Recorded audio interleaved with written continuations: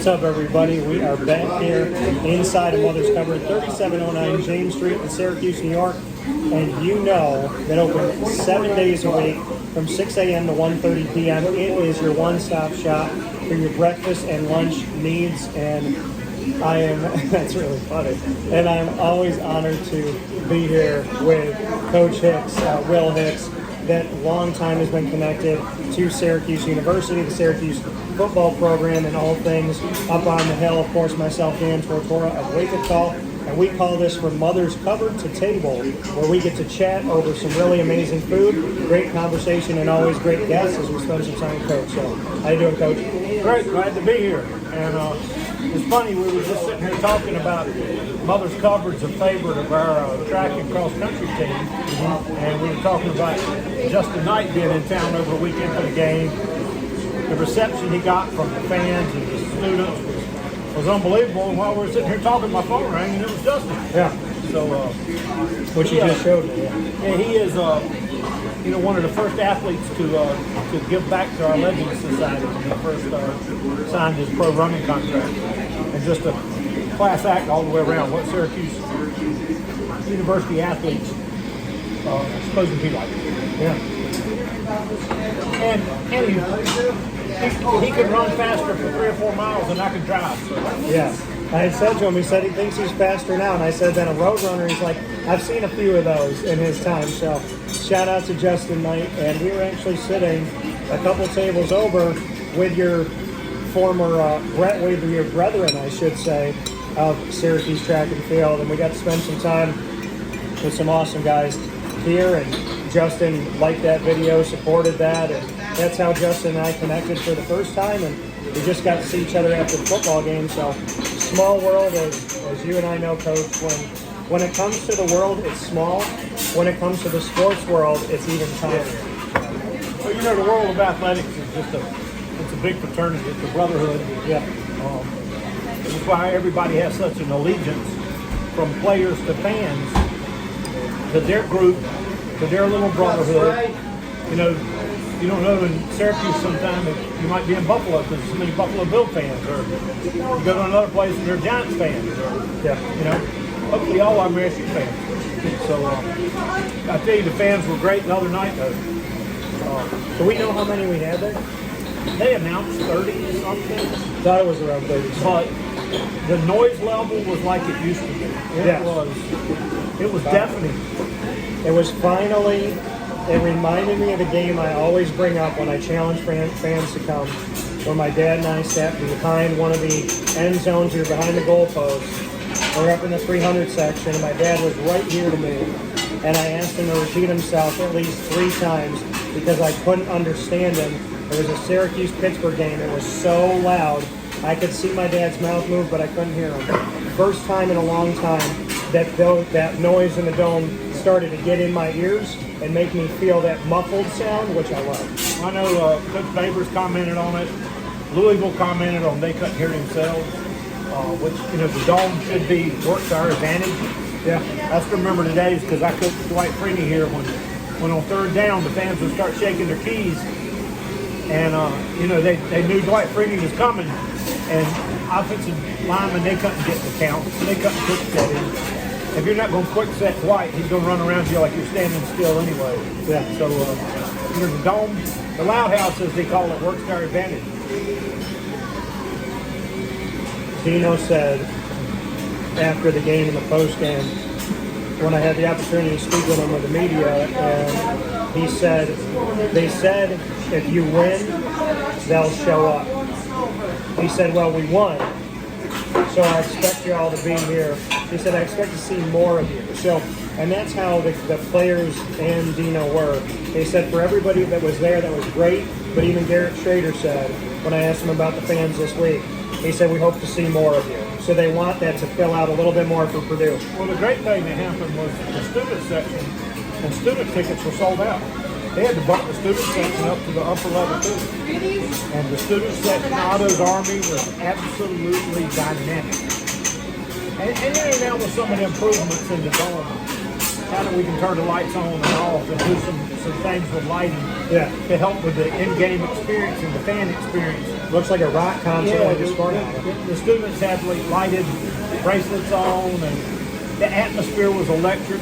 That was a cool part that Isaac Elford and we do a thing, a part of WakeUpCall called Tortora and Elford, where we previewed the game. And when he saw the lighted bracelets, he looked at me and he goes, "Why don't we get those?" He thought that was a really good touch. Do you know who came up with that? It's our marketing department, Andrew Goodrich, who does our external marketing. And really all of it comes from John Wildhack's vision and direction to want to improve fan experience, but really want to improve what makes it special for a college student is the experience of college athletics. And to go to games and to enjoy it, and to, even for Duke last year, to camping out, all that is part of a student's experience at a college that plays major sports. What was your favorite part of this game, this past year? Well, everybody's favorite part's the win. Yeah. I mean, But let me rephrase. Of the experience in the Dome from beginning to end for the first game here in 2022, what did you enjoy the most? You felt the excitement. You felt the first time we've all been back together without the mask, without the testing, without all the stuff from the pandemic. Yeah. So, our fans were excited to be back without all that. But really, it was the excitement to see the players come out even for warm-ups, and could tell that they had a little bit of extra bounce in their step. They knew the fans were going to be excited. The energy teams bring, sometimes the fans have a lot to do with. And that's why sometimes playing on the road's hard. You have to generate it yourself. And that's why Syracuse has always been an advantage. People look at our schedule sometimes and say, well, they're going to be 7 wins because who they're playing at home. Because the Dome is a special place. But I think just the overall excitement of the fans, everything kind of clicked. First game, night game, no mask, no testing. Played well, momentum, turnovers. Conference rival, conference game. A game that mattered. A game where Scott Satterfield beat Gino 3 times in a row. A game that mattered. And everybody talks about we got a tough schedule. Everybody in America's got a tough schedule. Ours is 12th or 14th or something in the country as far as a tough schedule. But Ohio State opened with Notre Dame. Okay. Oregon opened with Georgia, even though Oregon had kind of a rough day. Notre Dame, by the way, they asked me about going into that game, how I felt. I said, how I feel is why are they number 5? At some point, Notre Dame can't rest on the laurels of being good. 20 years ago, in the movie Rudy being a really good movie. Shout out to the Notre Dame fans, but let's have a fair ranking. But all you got to do is look at their roster and see the number of high-level recruits. Notre Dame is still going to be Notre Dame. I respect them. I did not anticipate them beating Ohio State. Oh, I didn't either, but they're still Notre Dame. I was here when we upset them. With Coach P, when Walter Reyes had 5 touchdowns, and then when we beat them at Notre Dame, Charlie Weiss's last game, Coach Robinson had already been let go. And the crazy trivia question I'll ask you, because you are a sports authority. Do you know who threw the winning touchdown pass for Syracuse that day? And I think Greg Robinson. I gotta go back here now. And he was the backup quarterback. Yeah. Oh my goodness. We're going back to the year.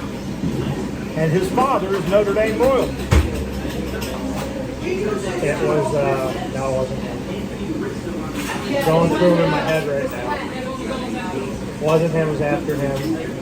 It was in between the 2 guys I'm thinking of. It was, oh my God. The starter got hurt, the backup came in. Oh my God. It's in my, I can see him. His father is Notre Dame royalty. Oh no. I can see him and I can't think of his name right now. Give me the initial. CD. CD. Oh, it was, I still can't. Cameron Dantley. Yeah, Cameron Dantley. Yeah. And his dad was Adrian Dantley, who's a Notre Dame I was thinking of basketball. another guy. So Cameron Dantley. Cameron Dantley threw the winning touchdown. There you go, pass. Syracuse. He got one on me. So, And his dad was Adrian Dantley, was I think a Notre Dame Hall of Famer in basketball. And Dante Davis caught the touchdown pass to win the game. And I stay in touch with Dante Davis now, probably at least once a month. I still remember watching the end of that game, and I think maybe it was the extra point or one of the field goals that went through the uprights, and I was like, they're not going to beat them, are they? Because, I mean, that was such a tough era of Syracuse football, and that was like the only thing to remember of that time. Coach Robinson had already been fired. It was an awful day. They were throwing snowballs at us. There was snow piled up in the stands. And that was the last win, right? Against Notre It Dame. was about 5 degrees. It was awfully cold. And Notre Dame hasn't been back in the dome in forever. Since Walter Reyes, rest his soul, 5 touchdowns. So it's been, what, 2 decades? Coach Hicks last year. Yeah, so it's been about a couple decades since we've seen Notre Dame come to the NFL They're Bowl. at Yankee Stadium, but Yeah. not in the dome. And they'll be in the dome for the first time in a long time on October 15th of this year, right before my birthday. That string of 5 home games and 5 out of 6 games at home to start the season. And UConn, who's independent now, the only away game. So it was the win against Louisville, and then you have at UConn, Purdue, Wagner, Virginia, and then Notre Dame. Virginia on a Friday night. Yeah. And then get Notre Dame on October 15th in the middle of the month. It's going to be, And then that should be a we got sellout. Clemson and NC State. Yeah, that should be a sellout. I'm hoping for that. We should get a Notre Dame sellout. Well, I mean, Notre Dame travels so well. Notre Dame right now is buying season We got a tickets. cap out of what, 49,000 at this point? So, We got season ticket packages being bought by Notre Dame fans now just so they can go to the game. well, yeah, and there was a Louisville Notre Dame package that they could have bought as well. So let's go into the Louisville game. 4 for 4 in the red zone. 75% of those were touchdowns. 6 for 11 on third down. 0 turnovers. 0 fumbles. We're talking about Syracuse here. And Jared Schrader graded at above 90% as a Highest quarterback. rated quarterback in Power 5. And so all of that, your thoughts on the way the defense went and Arondé Gadsden, first game at tight end, first touchdown in college. Derek McDonald, who used to play both ways and was a tight end in high school, first interception in college. So we saw all these things happen, a bunch of great step-ups by these amazing teams. When you look out and see a number 81 intercepting the pass at linebacker, I thought he was a tight end, that's what I said, yeah. Makes you kind of wonder. I was like, is Provo out there? He's a big-time player out of Georgia. You know, I mean, he's a legit, he's a big-time player out of Georgia. But you know, when you look at the game, outside of penalties, which are all correctable, everybody's going to have, you know, some of those things in the first game. Yeah. There's not many weak spots in what you saw out of Syracuse. And like I say, the penalties can be fixed. Offensively, the play calling I thought was absolutely magnificent. They kept them off balance. Yeah. The kids executed well. The offensive line really, really gelled, which, you know, in some of the years past, it's been a soft spot for us. And those guys are back. They're coached very well. The offensive coordinator did a great job. Our quarterback coach is Coach and I's first game, Coach back. so much. Coach And- Johnson at wide receiver. And then defensively, Coach White, they fly to the field.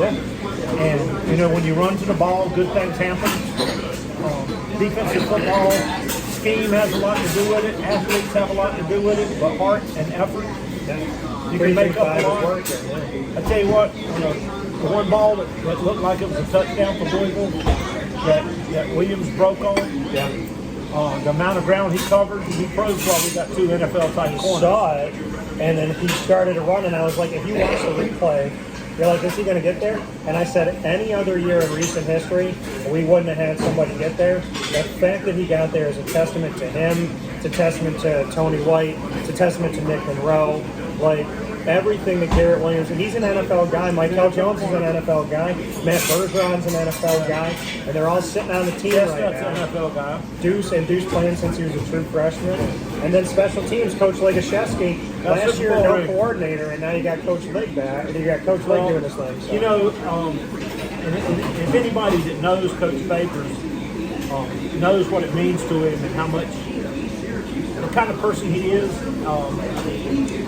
Unbelievable guy, unbelievable character, and you know, because we haven't been winning, there's been a little bit of a bad rap.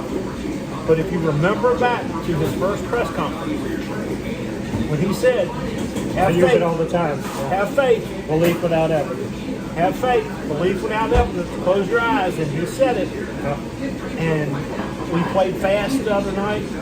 We played balanced, and we played for fun.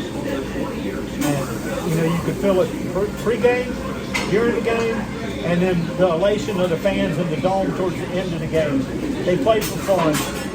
And college football is a serious business nowadays. It's a business. It's been proven now with TV contracts and name, image, and likeness money and all these kind of things. At the same time, though, the reason they keep scoring is still a game, and games are fun. Winning's a lot more fun than losing. Well, that's the thing, is it's more fun to correct something in a loss. And so to the penalties, the one glaring issue, 18 penalties, 107 yards. Do you attribute that to new offensive scheme? Do you attribute it to some linemen moving to other spots, some guys coming in? How do you look at that? You know, a couple false starts back to back. What do you attribute that to? You know, with not being on the inside, to know exactly what the play calls were scheme-wise, to see if that had anything to do with it. I think a little bit of it was there's no way to simulate a game until you play a game. Yeah. And we run so many personnel groups on and off the field. Yeah, bring in a personnel group, and as fast as we were going, when you bring them in, you got to immediately get there and get set, get the play, get the adjustments, get the combo from the quarterback. That stuff can be cleaned up easily just because the first game of game speed. Yeah. It doesn't matter how you practice, game speeds are different. That's very fair. We'll see how they bounce back. I want to shout out Kalen Ellis, my guy from Hawaii. So he told me that he should be left. He was thinking he's going to be in the rotation at left guard, and he was there in the starting lineup. Matt Bergeron, my dude from up in Canada, left tackle doing his business. And Carlos Vettorello back at center. Dakota Davis at right tackle. He's bounced around. And at right guard, by the grace of God, after 2.5 years of adversity, Chris Bleich, happy to have you back. Finally healthy. Yeah, finally. Happy to have him here. Yeah. Really nice kid, very faithful guy too. Well, offensive line played extremely well, run and pass. Yeah. But you know, the biggest difference is, you know, if you ever around football much, they say that teams make the biggest improvement from the second to the fourth week. And, you know, I expect us to be better this Saturday than what we showed the other night, and we'll even be better when we come home to Purdue. And that's when you're going to find out that, you know, this team could possibly make a little noise. Now, once we get to the meat of it, you know, things could change because who we're having to play. Yeah. But energy, emotion, and attitude is infectious. And if you keep rolling with it, you never know what may happen. And that's a huge, huge component here, is what they can do. I don't understand when people say they don't believe in momentum, and there's been people in the media asking Syracuse, do you believe in it? If you've ever watched a game ever in the history of mankind, you've seen momentum. There's always in a game a momentum shift, a momentum growth. Momentum exists in everything. It exists in business. It exists in relationships. You feel it, and you have to ride those waves. So, well, football changes momentum just a little bit, because you can have all the momentum in the world going for you, and when you get hit in the mouth, things change a little bit. But it's real. Momentum is real. Things change a little bit, but, you know, the other night we hit back. And every time Louisville had a little bit of something to build on, we'd get an interception and knock their momentum down. Or we'd make a big hit and knock their momentum down. We'd get a hit on their quarterback, who's supposed to have tremendous escapability and all that. He Almost didn't hurt us. 4,000 yards and 39 touchdowns cumulatively last year. He didn't hurt us. So Now he turned the ball over 3 times in a row, 2 interceptions, 1 fumble, and almost a second fumble, thanks to one of the most beautiful sacks I've seen in my life. And thankfully, it comes from one of my good buddies, Michael Jones, who spun off of his defender in the middle of the offensive line, ran right at Malik, and knocked the ball out of his hand. And you know, like I say, everybody says it's one thing to have juice and hype and all that, and after the first kickoff when you get hit in the mouth. Yeah. Well, our kids, I call them kids, but our players, didn't matter. They just popped right back up. And I think a lot of that is, and I'm sure the fans heard Coach Davis mention, they had a physical camp. They traded some blows during camp. They were ready for the first game. They were ready for a heavyweight fight. And, the blows didn't affect them. And, I couldn't be more proud or more happy for a coaching staff because I've been through losing and I've been through winning. And everybody thinks that when you're losing, you're not very good at this. Actually, when you're losing, you work harder. And they've righted the ship to this point, and it's a great time right now to be a Syracuse fan and a Syracuse supporter. Great way to start the 2022 campaign. Great way to bring us all back together. I was in the Dome where we were some of the only people that were allowed in the Dome besides Dome workers and team. The media, we were one of 20, one of 30 that was allowed in the Dome at the time. None of you were there. Last year, some of you were there. This year, more of you were there, and I hope that you'll make more of it. I don't want to hear about traffic. We don't live in Atlanta. We don't live in Orlando, and we are most certainly not coming out of JFK in New York City. So you better make your way to the Dome. You better be proud. This is my hometown. As a broadcaster, I will always be impartial in the comfort of my own home. My brothers know who they are. My sisters know who they are. So go out, support Syracuse, treat the community the way it should be treated, blue collar, hardworking, and there is no one in this planet that wants you to love them on Monday and hate them on Tuesday. So remember that, go to the game, stay to the end, and God forbid you have a 27-minute commute when it used to be 22. I look forward to seeing you on the road. Coach Hicks, thank you. Do you think that we should get a comment from a huge Syracuse fan? We should. Who's off camera? Who's from Syracuse? You wanted to goes put to all the games. Yeah. I think he should just tell us what winning football games in Syracuse means to him. Would you like to announce him? You don't want to do it? Not today. I would, but he seems a little shy. He's shy today. So we'll wait for him. We'll surprise him as a guest. Can we shout him out, though? Can we at least shout him out? And we can shout him out. Okay. Did you guys know Roger Pretorius? He was the fullback. For a period of time, he was the 5th all-time leading rusher. Who? Roger Pretorius. Yes, I know Roger Pretorius. Very good. He's a really good player here, and he played for the 49ers. Yes, he plays at touch and pro. I know Roger Pretorius very well. Lives in Jamesville. Right, I restore all of his cars. Yeah. Well, he's got that beautiful turquoise 57 Yeah. convertible. Yeah.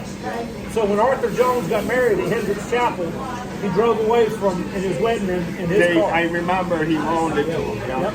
Yeah.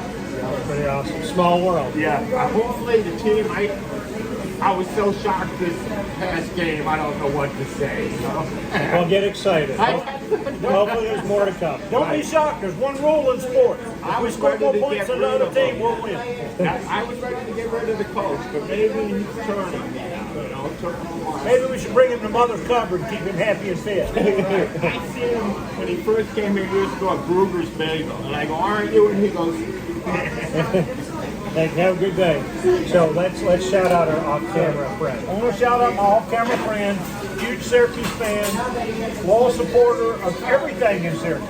Yeah. Local businessman in Syracuse. Very giving to Mother's Supports Cupboard. anything. Yeah. Any kind of charity, anybody that needs help, he gives it to. Very good friend of mine, John Abdo. Off-camera friend. Thank you. Yeah, John having some food with us today. I had what I always get here, which is my ham, cheese, and broccoli omelet. It's the only place I get omelets because it's that good here. So we appreciate your time, Coach Hicks. We appreciate you, John, on camera. Appreciate the fan that came in here and gave us some history. And of course, I am Dan Tortora, aka DT of Wake Up Call. You can find me every Monday through Friday from 9 a.m. to 11 a.m. Eastern Time on Facebook.com, YouTube.com, and MixLR.com, all /WakeUpCallDT. You also find me, Coach Hicks, in the Dome. Come say hi. And as always, God bless, no stress, do your best. From Mother's Cupboard to Table, this is Mother's Cupboard on 3709 James Street. Your home in Syracuse, New York. I just feel like it right now.